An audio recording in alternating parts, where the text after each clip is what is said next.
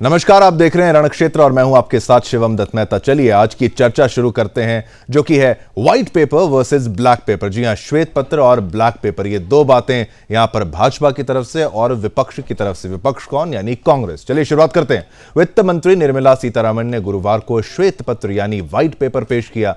सरकार ने अपने श्वेत पत्र में 2014 से पहले और 2014 के बाद भारत और इसकी अर्थव्यवस्था के फर्क को विस्तार से बताया है। मोदी सरकार ने अपने श्वेत पत्र में कहा कि यूपीए ने इकोनॉमी को नॉन परफॉर्मिंग बना दिया था। श्वेत पत्र पर लोकसभा में शुक्रवार को चर्चा होगी, जबकि संसद के उच्च सदन राज्यसभा में श्वेत पत्र पर शनिवार को चर्चा होनी है। इससे पहले कांग्रेस अध्यक्ष मल्लिकार्जुन खड़गे ने मोदी सरकार के 10 साल के कार्यकाल पर ब्लैक पेपर जारी किया। कांग्रेस ने अपने ब्लैक पेपर को 10 साल अन्याय काल नाम दिया। खड़गे ने कहा कि बीजेपी ने 10 साल में 411 विपक्षी विधायकों को अपनी तरफ मिलाया है। कांग्रेस ने बीजेपी पर लोकतंत्र को खत्म करने का आरोप लगाया है। कांग्रेस के ब्लैक पेपर पर प्रधानमंत्री नरेंद्र मोदी ने संसद में निशाना साधा। पीएम मोदी ने कहा, हमारी सरकार ने पिछले 10 साल में काफी विकास किया, इसे किसी की नजर ना लग जाए, इसलिए कांग्रेस के ब्लैक पेपर को मैं काला टीका मानता हूं। शुक्रवार और शनिवार श्वेत पत्र के लिए अहम होंगे। दोनों सदनों में इस पर अभी चर्चा होनी बाकी है। अब आने वाले दिनों में सदन में क्या हंगामा मचता है, यह तो वक्त बताएगा, लेकिन राजनीतिक जानकारों में इस श्वेत पत्र को लेकर काफी चर्चाएं जारी हैं। इस पर बात करने के लिए और हमें और जानकारी देने के लिए हमारे साथ जुड़े हैं हमारे एक्सपर्ट्स यानी मेहमान यानी पैनलिस्ट्स। इन्हीं मुद्दों पर उनके साथ चर्चा करेंगे, लेकिन उससे पहले हमारी ये स्पेशल रिपोर्ट देखिए और मामले की गंभीरता को समझिए।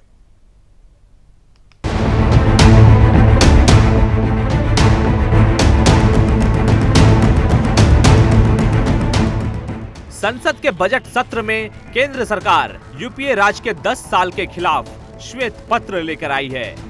इसके जवाब में कांग्रेस पार्टी भाजपा सरकार के 10 साल के शासन के खिलाफ ब्लैक पेपर लेकर आई है। कांग्रेस का ब्लैक पेपर केंद्र सरकार के 10 साल के शासन पर है। मल्लिकार्जुन खड़गे ने ये ब्लैक पेपर मीडिया के सामने पेश किया।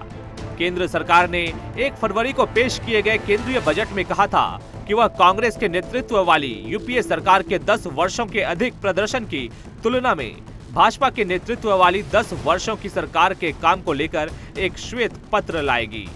बता दें कि संसद में अंतरिम बजट 2024-25 पेश करते हुए वित्त मंत्री निर्मला सीतारमण ने कहा था कि 2014 में सत्ता संभालने वाले मोदी सरकार ने उन वर्षों के संकट को पार कर लिया है जहां कांग्रेस छोड़ कर गई थी। उन्होंने कहा कि अब अर्थव्यवस्था तेजी से विकास करने के पथ पर मजबूती से खड़ी है। साथ ही घोषणा की थी कि सरकार सदन के पटल पर एक श्वेत पत्र रखेगी, जो यह दिखाएगी कि हम 2014 तक कहां थे और अब कहां हैं। इसका एकमात्र उद्देश्य उन वर्षों के कुप्रबंधन को दिखाना है। केंद्रीय वित्त मंत्री निर्मला सीतारमण ने आज लोकसभा में भारतीय अर्थव्यवस्था पर श्वेत पत्र पेश किया। इसमें कांग्रेस के यूपीए सरकार के मुकाबले मोदी सरकार के कामकाज को दर्शाया गया। कांग्रेस ने आज संसद में प्रधानमंत्री नरेंद्र मोदी के नेतृत्व वाली केंद्र सरकार के 10 साल के शासन पर ब्लैक पेपर जारी किया। कांग्रेस अध्यक्ष मल्लिकार्जुन खड़गे द्वारा जारी ब्लैक पेपर में मोदी सरकार की विफलताओं को बताया गया। इसमें आरोप लगाया गया कि पिछले 10 साल में देश में महंगाई, बेरोजगारी, संस्थानों में भ्रष्टाचार और राज्यों से भेदभाव किया गया है। उधर पीएम मोदी ने राज्यसभा में कांग्रेस अध्यक्ष मल्लिकार्जुन खड़गे को धन्यवाद दे दिया और उनके ब्लैक पेपर को सरकार के अच्छे कामों के लिए काला टीका बता दिया। उन्होंने कहा कि कभी कभी कुछ काम इतने अच्छे होते हैं कि जो बहुत लंबे समय तक उपयोगी होते हैं। हमारे यहाँ कोई बच्चा अच्छे काम कर लेता है, अच्छे कपड़े पहन लेता है, तो परिवार का एक व्यक्ति आ जाता है कि किसी की नजर न लग जाए और वो काला टीका लगा देता है। तो आज देश पिछले 10 साल में समृद्धि के शिखर पर चढ़ रहा है। एक भव्य दिव्य वातावरण बना है, उसे नजर न लग जाए, इसलिए काला टीका करने का एक प्रयास हुआ है। मैं उसके लिए भी खड़गे जी का बहुत धन्यवाद करता हूँ, ताकि हमारी इस प्रगति की यात्रा को कोई नजर ना लग जाए। आपने आज जो काला टीका लगाया है, मैं इसका स्वागत करता हूँ। मैं आपको धन्यवाद करता हूँ। आप जिस उम्र के हैं, ऐसा व्यक्ति काला टीका लगाता है तो बहुत अच्छा रहता है। Bureau report, Sudarshan news.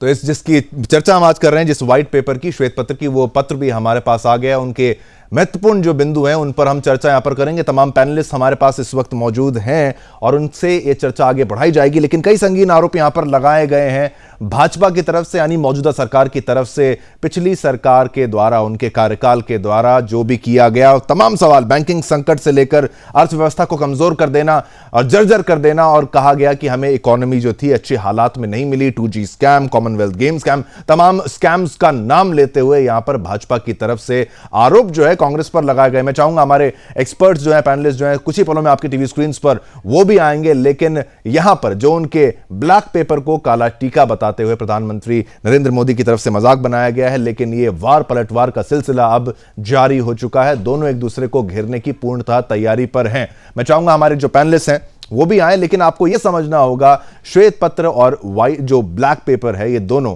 एक साथ, और आपको ये देखना होगा कांग्रेस ने पहले ही यहां पर ब्लैक पेपर जो है वो लाकर रख दिया कि भाई आप कुछ क्या बताएंगे, हम आपसे पहले लेके आए हैं।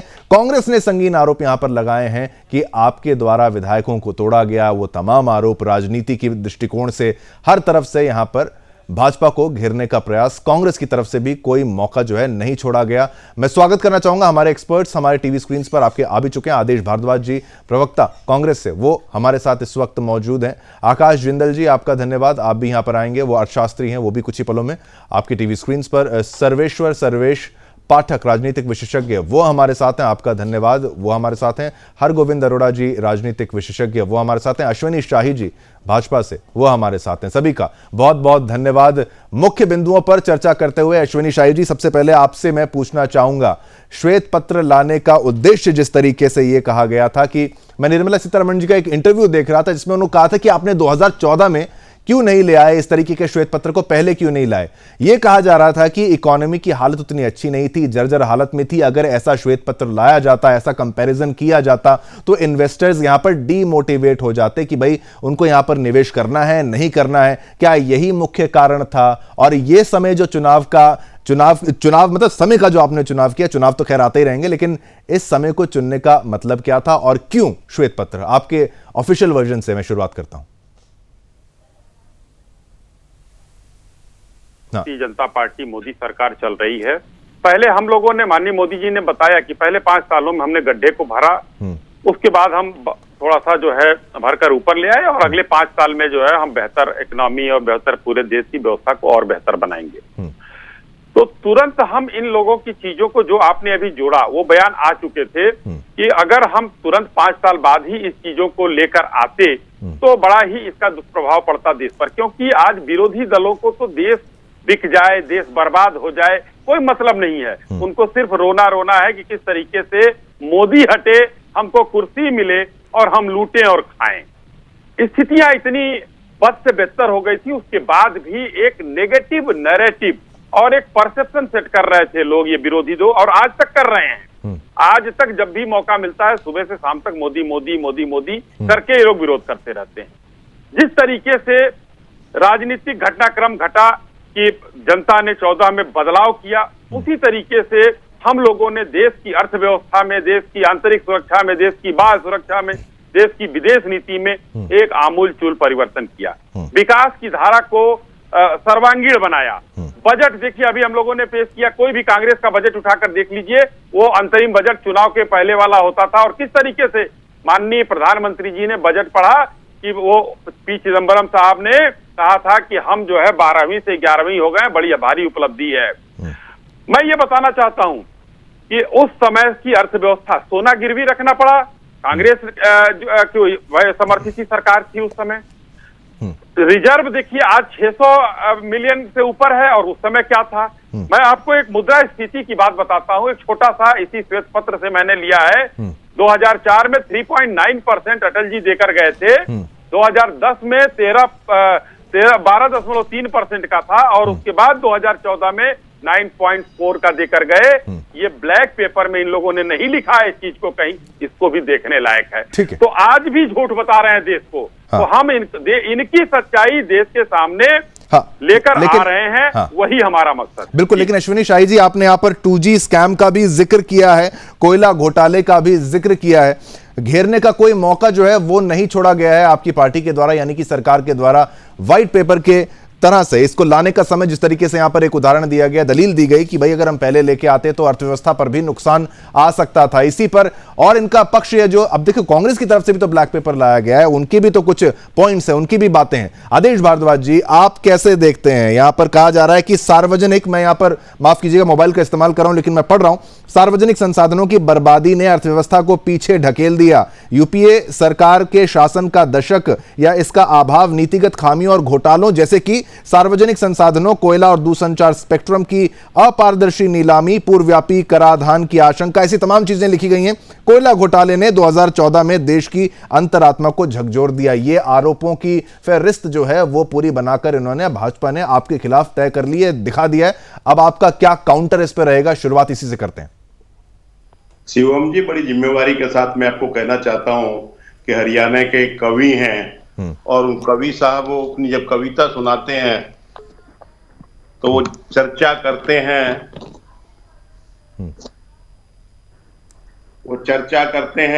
कि एक व्यक्ति था, वो स्कूल में पढ़ता था, बच्चा जो है, तो उसके फादर ने पूछा बेटा रिजल्ट का क्या हुआ?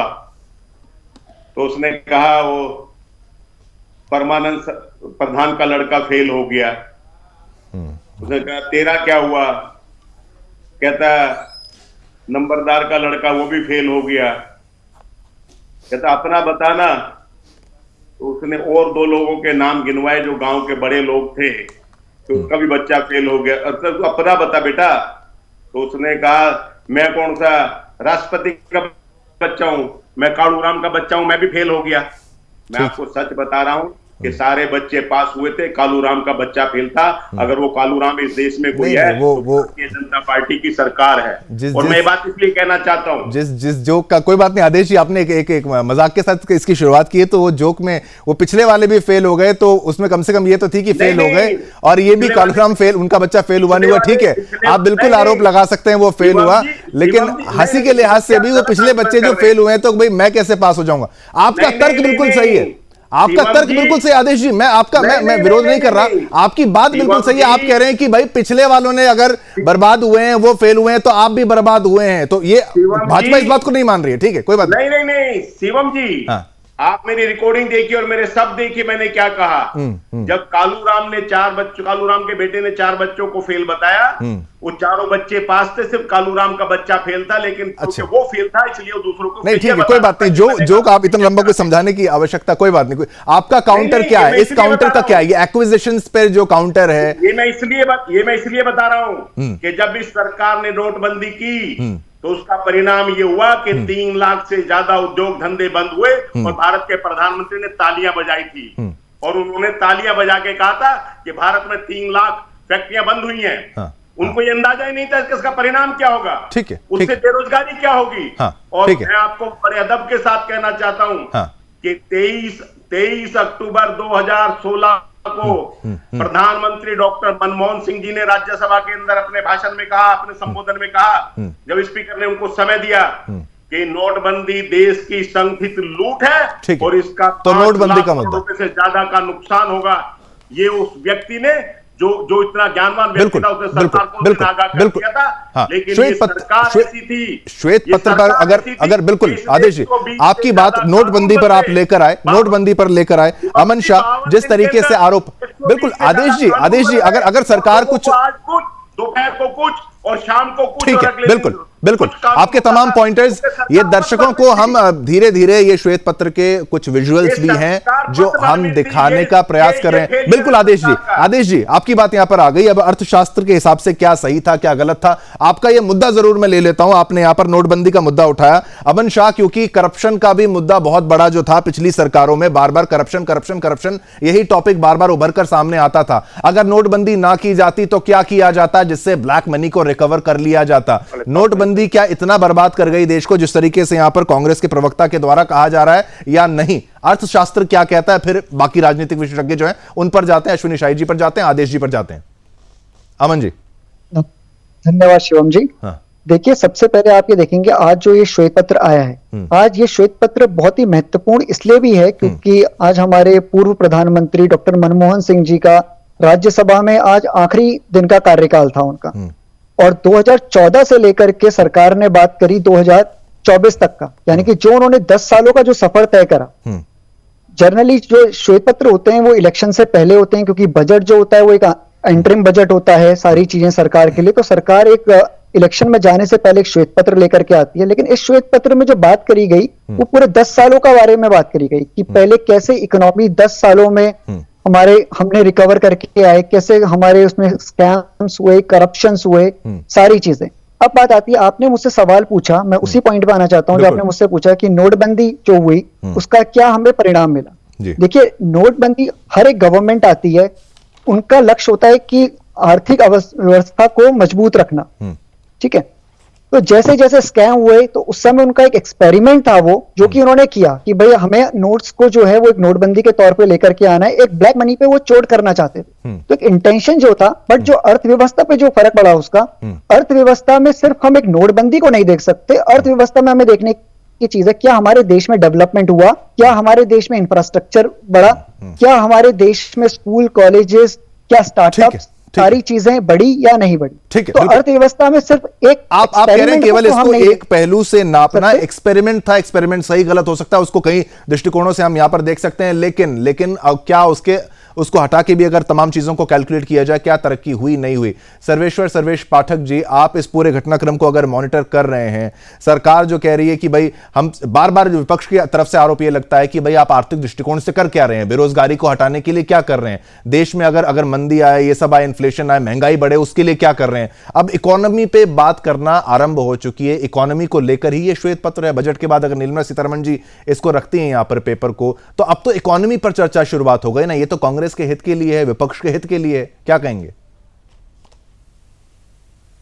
देखिए, ये बात आपने सही कहा कि ये कांग्रेस और विपक्ष के हित के लिए है। के इतिहास में अगर सबसे पढ़े लिखे प्रधानमंत्री कोई हुए हैं तो वो मनमोहन सिंह जी हुए हैं। उनकी जो क्वालिफिकेशन तो छोड़ दिए, उनकी जो सबसे पहली फाइनेंस पे पकड़ थी, वो पहले भारत के रिजर्व बैंक के गवर्नर रहे, वित्त मंत्री रहे भारत के, फिर उसके बाद देश के प्रधानमंत्री, और साथ ही साथ एक अर्थशास्त्री प्रोफेसर रहे। इतने बड़े एक प्रधानमंत्री जी के कार्यकाल में, जब वाजपेयी सरकार का कार्यकाल था, तो आप देख लिए इन्फ्लेशन 3.9 या समथिंग था, जब वाजपेयी सरकार का 2004 की बातें मैं बोल रहा हूँ। उसके बाद जब मनमोहन सिंह जी के कार्यकाल में आया, आप देखिए 13% तक इन्फ्लेशन चला गया था।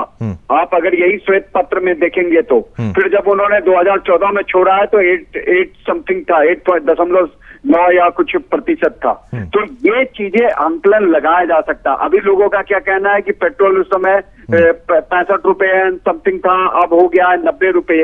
आप उसके अकॉर्डिंग अगर प्राइस राइज देखेंगे तो जो मनमोहन सिंह जी के समय में था उसका अगर परसेंटेज देखेंगे तो अभी जो बीजेपी के समय में जो हुआ है वो बहुत कम हुआ है।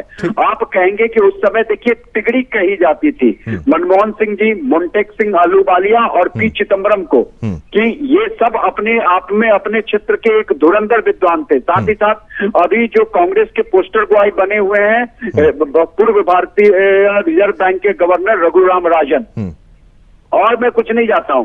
ये आजकल कांग्रेसी हर स्टेट में जाके कहते हैं हम पुराना वाला जो पेंशन सिस्टम है वो लागू करेंगे। 10 साल यूपीए का शासनकाल था, उसमें क्यों नहीं लागू किया।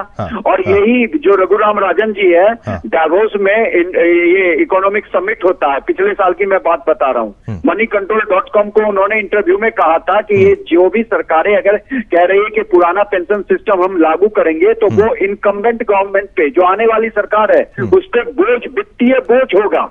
ठीक है। अब इनके पोस्टर बॉय यही खुद कह रहे हैं। दूसरी बात कि अगर आप इकोनॉमी की बात करो तो करो ना, आज जो आपका फॉरेक्स रिजर्व है आज 600 बिलियन से ऊपर, 610 या 12 बिलियन के आसपास है। सबसे ज्यादा अगर एनडीए सरकार ये जो 10 साल का कार्यकाल रहा 2021 में था 685 बिलियन। उसके बाद कोरोना में हमने देखा हमारे इकोनॉमी पे क्या दुष्प्रभाव आया, उसके बाद घट के जो 500 के नीचे 580-90 पे रहता था, अभी फिर से वो 600 को पार करके ऊपर आया है। तो ये चीजें नहीं दिखा है। फॉरेन डायरेक्ट इन्वेस्टमेंट का आप आंकड़ा, बिल्कुल आंकड़ा आप उठा के देख लीजिए। जो इस कार्यकाल में हो रहा है वो यूपीए सरकार के कार्यकाल में था क्या? नॉर्मल एक इन्फ्लेशन की बात। अभी देखिए आज फिर से मौद्रिक जो ये आरबीआई की मॉनेटरी पॉलिसी लॉन्च की है, आरबीआई का और सरकार का भी दबाव है कि अभी जो इन्फ्लेशन है स्टेबल है, लेकिन इसको 4 के दायरे में लाना, अभी 5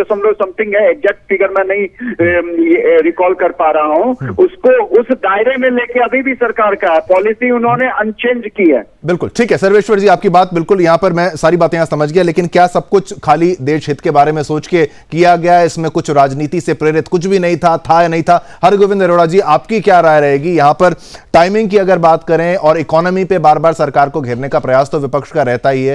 यहां पर कांग्रेस के प्रवक्ता भी हैं, वो भी कह रहे हैं कि भाई आप हमारे रिजल्ट पूछ रहे थे, आपका रिजल्ट क्या हुआ? एक उन्होंने जोक से इसकी शुरुआत की, लेकिन आपकी क्या राय है? क्या ये भी पुनः एक राजनीति का मुद्दा ही रह जाएगा? कोल स्कैम, ये कोलगेट की बात करें, 2G की बात करें, स्कैम तो स्कैम थे वहां पर। वंदे मातरम। देखिए जी, सबसे पहले तो मैं अर्थशास्त्र का तो छात्र रहा नहीं, मैंने कला के क्षेत्र में राजनीति विज्ञान पढ़ा, और अगर इस चर्चा में मुझसे अर्थशास्त्र के विषय में कोई त्रुटि रह जाए तो मेरे विद्वान साथी मुझे क्षमा करेंगे। देखिए, जहां तक श्वेत और काले का प्रश्न है, पक्ष और विपक्ष कभी भी ये एक दूसरे के काम को अच्छा तो कहेंगे नहीं, क्योंकि मत तो मिलेगा नहीं, पहला। दूसरा, अर्थव्यवस्था अगर इतनी चरम पर है, इतनी लाजवाब है, तो क्यों मध्यम वर्ग टैक्स के बोझ में पिसा जा रहा है? उसे क्यों नहीं 10 साल में राहत मिली? क्योंकि 5 साल में तो गड्ढे भर गए, अगले 5 साल में तो राहत मिलना शुरू होने की आवश्यकता थी, ऐसी मध्यम वर्ग को आशा थी, जो कि नहीं हुआ। और मोटा मोटा जहां तक मैं जानता हूं कि 2014 की अगर ये बात को लेकर आ रहे हैं, तो 14 में ये वायदा किया गया था कि ये 65 रुपए लीटर वाला पेट्रोल 35 रुपए में मिलेगा। तो अब ये थोड़ी जनता को पता था कि 65 में 35 जोड़ के 100 रुपए कर दिया जाएगा। और ये बहुत से विषय ऐसे हैं। देखिए, चुनाव और देश, ये राजनीतिक दल है, राजनीति से ही चलेगा। अर्थशास्त्र के आधार पर देश का आगामी चुनाव होने वाला नहीं है, ये तो स्पष्ट है, राजनीति के आधार पर ही होगा। तो कांग्रेस क्यों हथियार डालकर अभी से बैठी हुई है? इतने बेहतरीन हथियार तो बिल्कुल नहीं डाल रही हरगोविंद जी। ब्लैक पेपर व्हाइट पेपर से पहले निकाला है हरगोविंद जी। और जहां तक अभी सोना गिरवी रखने का प्रश्न, अभी हमारे साथी ने बताया कि 91 में नरसिम्हा राव जी ने सोना गिरवी रखने से पहले अटल जी से सहमति ली थी। ठीक है। और अटल जी ने कहा था कि अगर देश हित में इसको कर दिया जाए। तो कई बार हम किन परिस्थितियों को डॉक्टर आईसीयू में अगर मरीज को बचाने के लिए। अश्विनी शाही जी, बिल्कुल आप भी बोलिए आपका पॉइंट भी यहां रखते हैं, लेकिन तमाम आरोप इन्होंने लगाए, अश्विनी शाही जी आप पर लगाए हैं। पेट्रोल के दाम को लेकर चाहे बात कर लीजिए, यहां पर अर्थशास्त्र को लेकर बात कर लीजिए, अब ये कह रहे हैं कि भाई गिरवी रखने की बात में वहां पर भी सहमति थी। हरगोविंद जी, बिल्कुल मैं यही कहता हूं, दर्शकों को भी यही समझाने का प्रयास करता हूं कि राजनीति कोई ऐसी दुश्मनी नहीं है, दो देशों की जंग नहीं है, आपस में मतभेद भी होते हैं, बातचीत होती है, सब कुछ मिलजुल के करता है, लेकिन हाँ है तो अंततः राजनीति और वोट और गद्दी की बात तो आई जाएगी। लेकिन अश्विनी शाही जी, आपका काउंटर क्या रहेगा? बिल्कुल देखिए, जो बातें हो या तथ्यों पर मतलब ऐसे नहीं हवा में ना हो जैसे कांग्रेस के लोग कर रहे हो। हमारे जो है जो अपने आप को अर्थशास्त्री या कला के क्षेत्र में जो मित्र हमारे बैठे हैं यहाँ, ये इस तरीके की बात नहीं किया जाए कि उन्होंने अटल जी से सहमति ली। अरे भाई, आज हम कह दें कि जो है खड़गे साहब से हमने सहमति ली और कश्मीर हमने दान कर दिया पाकिस्तान को, क्या मतलब है? ये कोई प्ली नहीं, आपने गिरवी रखा, ये आपकी फॉल्ट है। आपने गिरवी रखा, ये आपकी फॉल्ट है। ठीक है, अश्विनी जी का पूरा होने दीजिए। हरगोविंद जी, आपने आरोप लगाया तो उनका जवाब तो आने दीजिए। दूसरा, सोना गिरवी रखा, फॉरेक्स रिजर्व की बात है। रही पेट्रोल की बात, अभी हमारे मित्र ने उठाया, पेट्रोल डीजल हाइक और डॉलर का बड़ा हमेशा वो उठता है। तो मैं बताना चाहता हूं, जैसे ही 91 में सरकार आई थी, 37% पेट्रोल और डीजल का दाम कांग्रेस सरकार ने बढ़ा दिया था। मैं दाम सबके सामने भेज दूंगा आपको, शिवम जी मेरे पास है। और आज कितना हाइक है? आप 20 से 22% की हाइक है। दूसरा, डॉलर की बात की जाती है। डॉलर जब हम माननीय अटल जी प्रधानमंत्री से 2004 में, आप देख लीजिए, आप लोग कोई भी चेक कर सकता है, 40 रुपए के आसपास छोड़कर गए थे। इन लोगों ने 65 रुपए से ऊपर छोड़ा था, आज 83 रुपए है। दोनों के बीच का उस 10 साल का और इस 10 साल का अंतर आप मिला लीजिए। तथ्यों के साथ बात कर रहा हूँ, कोई हवाबाजी नहीं कर रहा हूँ, कोई मुझे कहानी नहीं सुनानी है। हाँ, नोटबंदी की बात जो कर रहे थे हमारे कांग्रेस के मित्र, मैं बताना चाहता हूं, नोटबंदी से दो लोगों की कमर टूटी, पाकिस्तान की कमर टूटी और उसके बाद कांग्रेस की कमर टूटी, दोनों के हाथ में कटोरा आ गया। आज की स्थिति ये है, नोटबंदी का मतलब ये है, आज देश की अर्थव्यवस्था कोरोना, बिल्कुल आदेश जी, आपको मौका है, बिल्कुल अश्विनी शाही जी, आपका पॉइंट भी लिया, यहां पर आदेश जी को भी मौका है, बिल्कुल आप जवाब दे सकते हैं। हाँ बोलिए शिवम जी। हाँ शिवम जी, देश के लोगों के हाथ में कटोरा आ गया और भारतीय कांग्रेस के हाथ में आ गया। देश की बात तो उन्होंने नहीं कही, उन्होंने टी शर्ट बेच रहे हैं, पैंट बेच रहे हैं, पैंट उतर गई उनकी, जूता बेच रहे हैं, ये उतर गया पैंट। जो जिस तरीके से अच्छा आदेश जी तो ब्लैक मनी को काउंटर करने का, आदेश जी बिल्कुल आप सभी की बात मैं मान रहा हूं, अमन शाह की तरफ से जो कहा गया वो एक एक्सपेरिमेंट था। आदेश जी, मैं हरगोविंद जी आप पर आऊंगा, बिल्कुल बाकी सबको मौका देता हुआ चल रहा हूं मैं। आदेश जी, अगर वहां पर अगर नोटबंदी ना की जाती, नोटबंदी, ठीक आदेश जी मैं बिल्कुल वही बात कर रहा हूं कि अगर सरकार को घुटनों पे आना पड़ गया। आदेश जी बिल्कुल मैं आपकी बात सुन रहा हूं, मान रहा हूं, मेरी बात तो सुनिए आप।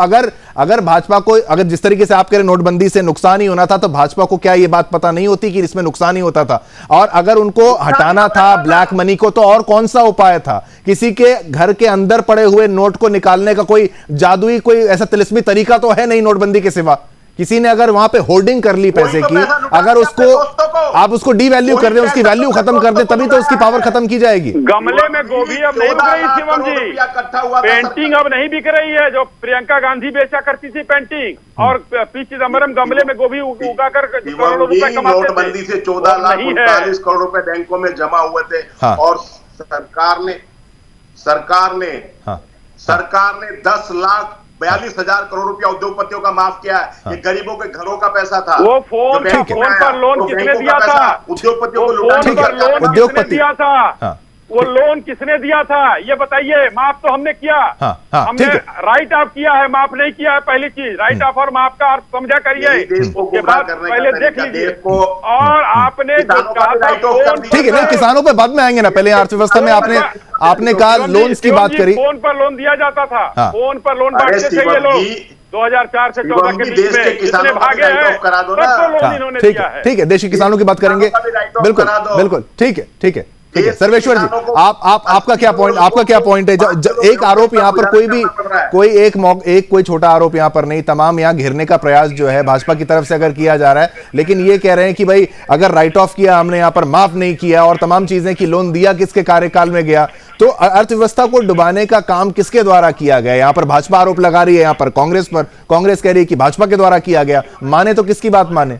सारे लुटेरे इन्होंने भगाए, सारे ठीक है आदेश जी, आपका मौका आपको दिया गया है। यहाँ पर स्कैम्स की बात जो है उसमें कार्रवाई तो हुई है, कार्यकाल में भागे 7 लाख से ज्यादा लोग विदेशों में चले गए हैं। हाँ ठीक है, कोई बात नहीं। देश में कोई ये तो कोई झूठी बात नहीं है कि ये जो विजय माल्या, नीरव मोदी, मेहुल चोकसी को लोन दिया गया, ये यूपीए के शासनकाल में दिया गया, ये तो हम सब जानते हैं और ये पब्लिक डोमेन में है।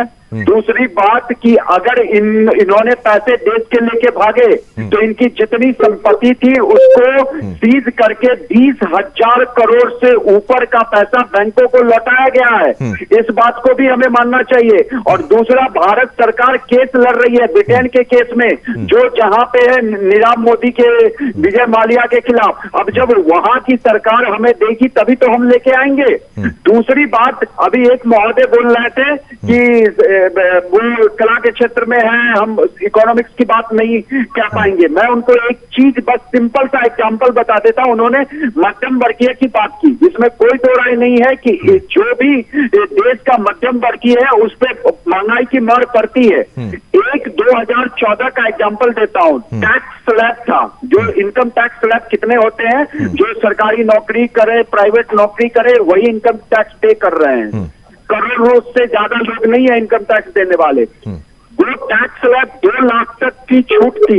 आज हमारा इनकम टैक्स स्लैब क्या हो गया है शिवम जी, कि 7 लाख तक अगर शिवम जी कमा रहे हैं तो उनको न्यू टैक्स रिजिम में कोई टैक्स नहीं देना है।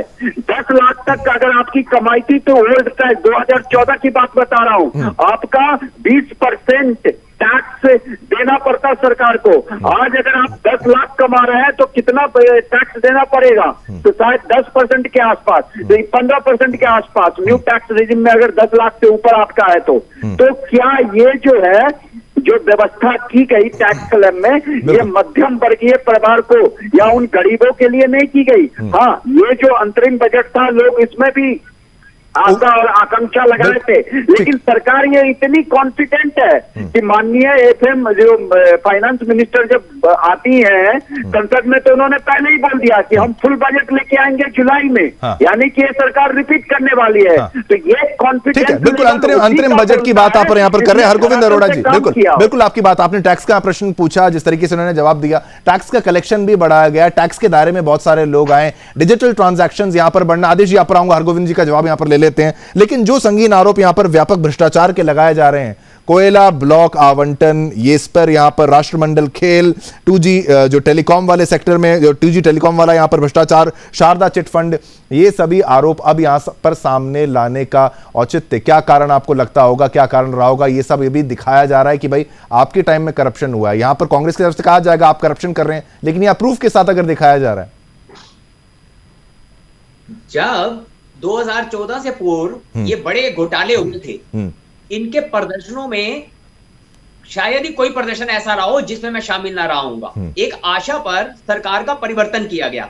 आज आप मुझे बताइए 10 वर्षों में कितने घोटालेबाज कोयले के, कॉमनवेल्थ के, 2G के, 3G के, 4G के, कितने जेल के अंदर हैं? कोई जेल में नहीं है। और तो और जो कल तक घोटालेबाज थे वो कई प्रांतों में इनके साथ सत्ता का सुख भोग रहे हैं। पर 2G पे कार्रवाई तो हुई थी ना, कार्रवाई तो हुई थी, गिरफ्तारी हुई थी। हाँ। एक मेरे को कंप्लीट। और जहां तक अभी हमारे अर्थशास्त्री मित्र ने कहा, मेरे को साधारण शब्दों में आप केवल इतना उत्तर दीजिए कि 2014 से पहले अमेरिकी डॉलर बढ़ा हुआ राष्ट्र के लिए हानिकारक था, पेट्रोल के बढ़े हुए दाम राष्ट्र के लिए हानिकारक थे। तो ये दोनों चीजें आज राष्ट्र के लिए लाभदायक कैसे हो गई? कृपया ये मुझे बता दीजिए। ठीक है। खैर अर्थशास्त्री वाला प्रश्न कम। अश्विनी शाही जी, आपका काउंटर क्या है? बिल्कुल, क्या कार्रवाई कब? अगर ब्लैक मनी का आपको पूरा आइडेंटिफाई आपने कर दिया, लोग ये पूछ रहे कितने लोग जेल में है, जेल में कब तक रहेंगे, नहीं है तो कब डाला जाएगा? अरे जेल में ये देखिए दिल्ली पर घोटाले के भ्रष्टाचार है, जेल में जो कोर्ट में मामला है। नहीं, एक मिनट बोलने दीजिए ना अश्विनी जी को, एक मिनट बोलने दीजिए ना। नहीं ठीक है अश्विनी जी आप बोलिए, समय का अभाव भी रहेगा वरना खत्म हो जाएगी डिबेट। सुरेश कलमाड़ी पर कार्रवाई हुई है। अरे नहीं बिल्कुल, अरे ऐसा मत, शब्दावली का सही प्रयोग किया जाए। अश्विनी जी आपका, हाँ नहीं अश्विनी जी आपका काउंटर क्या बोल रहे हैं? शिवम जी ये लोग क्या बोल रहे हैं? नहीं मर्यादा का यहाँ पर पालन किया जाएगा। अश्विनी शाही जी आपका काउंटर लेंगे फिर क्लोज करेंगे। हाँ नहीं, अगर मर्यादा में हम लोग नहीं आपकी बात नहीं, आदेश जी ने पट्टे का जिक्र यहाँ पर किया, इस तरीके की बात नहीं। यहाँ पर सौहार्दपूर्ण यहाँ पर व्यवहार रखें सभी, कुछ ऐसा कुछ नहीं है, राजनीति कोई दुश्मनी नहीं है आपस में। जी सुरेश कलमाड़ी के ऊपर कार्यवाही हुई थी। हम लोगों ने उधर लालू प्रसाद यादव के इन्हीं की सरकार की मांग हमने उठाई थी। वो जेल गए, कन्विक्टेड हुए, ये हुआ। ए राजा जेल में थे कि नहीं थे, कलिमोजी जेल में थी कि नहीं थी, ये सब अभी शराब ये अदालत का काम है, ये हमारा काम नहीं है। हमने आरोप लगाया है, साक्ष्य प्रस्तुत किया है, अदालत ने क्या किया क्या नहीं किया। जो चोर है वो चोर है, और जो चिदम्बरम चोर थे, गए थे वहाँ भर्ती थे, जेल में भर्ती थे चिदम्बरम जी। जो लोग भी हैं भ्रष्टाचारी चोर वो जेल में रहेंगे। वो सारे के ऊपर कार्रवाई हुई, अदालत ने उनको जमानत दी, अदालत का के ऊपर तो हम नहीं है। ठीक है, अमन शाह जी से एक लास्ट कमेंट यहां पर ले लेते हैं। सभी का मैं धन्यवाद तो करूं, उसके बाद करूंगा, लेकिन अमन शाह जी अब अर्थव्यवस्था क्या तरक्की के मार्ग पर अग्रसर हो चुकी है, आगे बढ़ रही है, या फिर अभी भी कुछ कमी है जिसको टैकल किया जा सकता है? सरकार के नुमाइंदे यहां पर बैठे हैं, आपकी बात को यहां पर सुना जाएगा। मुझे समय चाहिए लास्ट रिमार्क। बिल्कुल समय कम है, सभी को देखना पड़ेगा। अमन जी आपका पॉइंट। अमन की आवाज अगर आ रही है? बिल्कुल, हाँ बिल्कुल, हमें बिल्कुल हमारा देश जो है वो एक प्रगति की ओर बढ़ चुका है, जो कि हमने बिकॉज अगर हम देखते हैं कि अर्थव्यवस्था एक बिल्कुल मजबूत स्थिति पर इस समय पहुंच चुकी है। क्योंकि अगर आप देखते हैं कि अगर हमारा विदेश जो है ग्लोबल इकोनॉमी से 2 या 3% से बढ़ रही है, लेकिन हमारी भारत की अर्थव्यवस्था जो है वो 7 से 8% की रफ्तार से बढ़ रही है। बिल्कुल। और कोई अमन आपका शॉर्ट में कोई सुझाव हो सरकार को देना चाहें आप अर्थशास्त्री होने के नाते कि भाई ये कर लिया जाए तो? मेरा सुझाव सरकार को यही है कि वो जो उनकी पॉलिसीज हैं वो जितनी जल्दी ग्राउंड लेवल पर आ सकती हैं, पॉलिसीज जो होती हैं वो कई बारी जो होती है 3 या 4 साल में ग्राउंड लेवल पर आती हैं। अगर वो पॉलिसीज जो उनकी पॉलिसीज हैं वो जल्द से जल्द 1 से 1.5 साल में अगर इंप्लीमेंटेड और एग्जीक्यूट हो जाएं तो डेफिनेटली भारत की अर्थव्यवस्था को बहुत जबरदस्त फायदा होने वाला है। हाँ बिल्कुल। क्या हमारे पास और समय, मैं प्रोडक्शन से पर कंफर्म कर लेता हूं, अगर समय होगा तो सर्वेश्वर को एक पॉइंट यहां पर, बस एक पॉइंट। सर्वेश्वर जी क्या बोलना चाहते हैं? 10 सेकंड बस, खत्म।